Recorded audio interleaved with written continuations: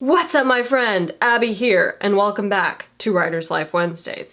Today we are talking about dual point of views, writing them and outlining them. Basically, two characters telling the same story. A while ago, I did a video about adding a protagonist about halfway through your story, or switching a protagonist, and making your reader care just as much about that protagonist as the first protagonist. But today we're taking it from a slightly different angle, and we're talking about having two protagonists from the outset. When you're writing two protagonists, their stories will be running parallel to each other and probably interweaving and affecting each other a lot. They both have their own internal conflict and in the end will have their own separate aha moments, but you want to make sure that you balance their stories well. And that's what we're going to break down and discuss in today's video. So grab a notebook and let's get started.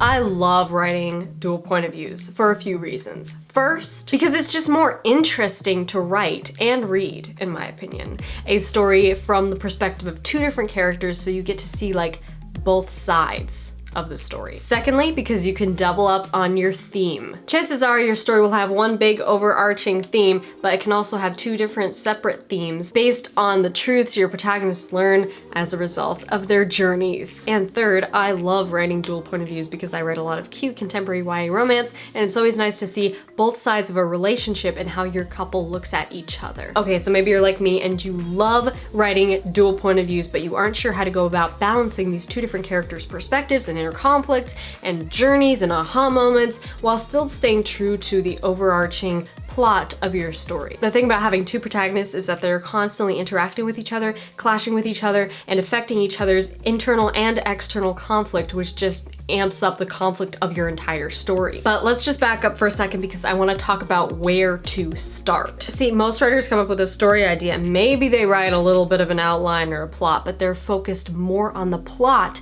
than they are on the characters. Don't worry, we do just the opposite around here, so you're good. But this is where a lot of writers go wrong because they'll outline the plot and then they'll be like, yeah, well, I want to switch back and forth between two different characters. So they start writing it that way and they run into a wall. When should I switch between points of view? What does character A think of character B?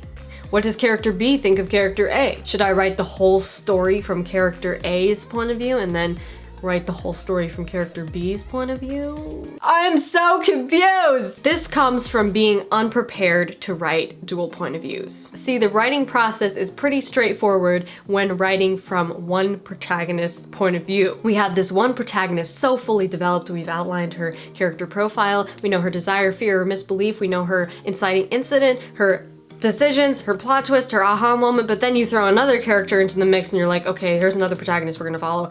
Whoa, okay. Hold on a minute there. It's a lot to handle. And that's why we have to prepare.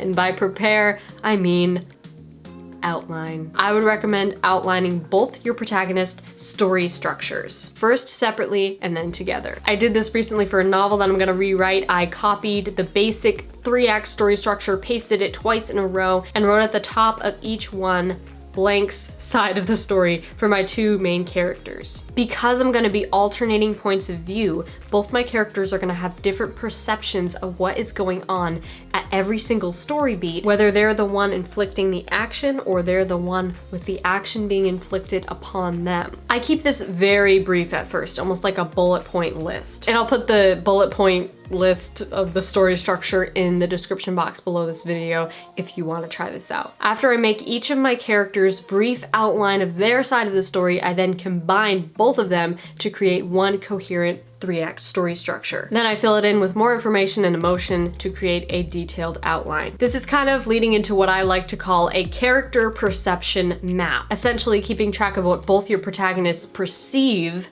at every story beat. I've found that the best place to develop this is within your scene cards. You might have heard me talk about scene cards in the past, but if not, definitely check out this video I made about my scene cards and how they work and why they make your scenes and chapters the strongest they can possibly be. In that scene card video, you will see how you can really track not only what your characters say and do and the consequences of their actions, but why it matters and the realizations that your characters have as an effect act of the cause. Now, once you have your 3-act story structure, your outline, and your scene cards are ready to go, it's time to write. So let's talk about the actual writing part, writing dual point of views. 3 important things to remember when you are writing 2 protagonists. 1, make their voices unique. I just recently posted a video all about writing strong character voice. Check that out if you haven't seen it yet. But basically, you want your 2 protagonists to have very unique voices from each other so that your reader doesn't forget whose point of view they're reading. A no-brainer, but easier said than done. Quick tips, I would recommend giving both your protagonists very opposite personality types, changing up the font every time you switch point of view, and assigning certain phrases and linguistic styles to each character. But definitely watch that video for more advice on character voice. Number 2, show their direct correlation. Just like we talked about a while ago in that adding or switching a protagonist video, you have to show your reader why these 2 characters matter to each other. It seems so stupidly obvious, but actually is not that obvious to a lot of writers. I've read many books where the writers seem to have just selected randomly 2 characters out of the whole cast and decided to switch back and forth between them with no real rhyme or reason, never really shows me how these characters matter to each other, never really shows me how they affect each other's internal and external conflict.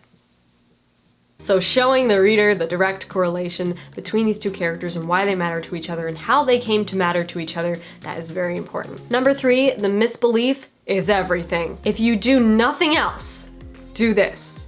Always remember your character's misbelief. I know we talk about internal conflict so much on this channel, the desire clashing with the fear, but don't forget your character's desire and fear come from their misbelief. It's all rooted in their backstory. It all comes from this highly emotional moment in their past that cemented this lie as a truth to them. I will take every single opportunity I get to talk about this. See, our brains function like a computer program, and what we've downloaded in our past becomes our present and future reality because of the beliefs we hold as true, which are rooted in past experiences, either highly emotional or traumatic ones. Neurons that fire together wire together, which means your protagonist living with this misbelief is constantly reaffirming it as true, not through rational thought, but through the feelings and emotions associated with that memory. Oh gosh, I want to make a new video on backstory, but for now, if you want to hear me ramble more about backstory and the importance of it,